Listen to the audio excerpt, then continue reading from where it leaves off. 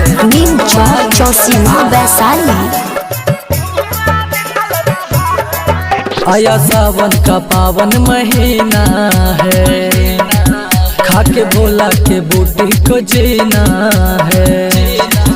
आया सावन का पावन महीना है, खाके भोला के बूटी को जीना है।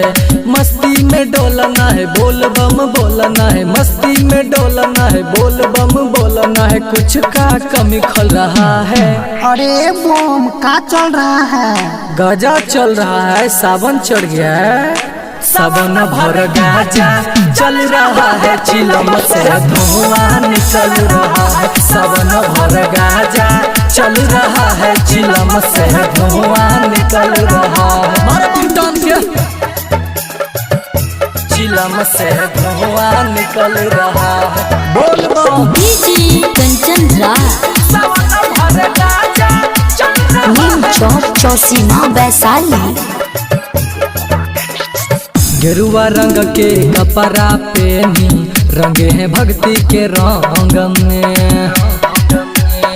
जय शिव के नारा लगा के भसे भभूत है अंग में।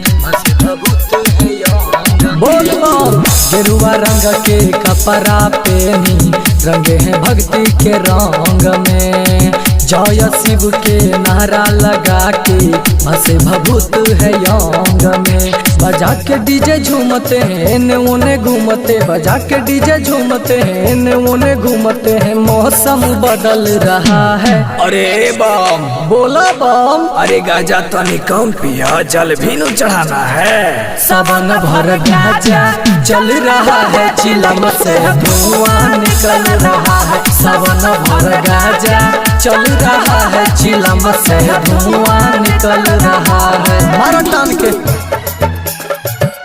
चिलम से धुआं निकल रहा है। बोल बम डीजे कंचन राज। नीम चौक चौसीमा वैशाली। अलबेला रिकॉर्डिंग स्टूडियो सिमरा। किसी से नहीं डरते हैं हम लोग, देते जवाब सवाल का। डीजे का नचन राज वैशाली, नीरज है महाकाल का। बोल बम किसी से नहीं डरते हैं हम लोग, देते जवाब सवाल का। डीजे का नचन राज वैशाली, नीरज है महाकाल का। बोल बम बोलते हैं, भजन खूब गाते हैं। बोल बम बोलते हैं, भजन खूब गाते हैं। डीजे खूब चल रहा है। अरे बम का चल रहा है? गाजा चल रहा है, सावन चढ़ गया है।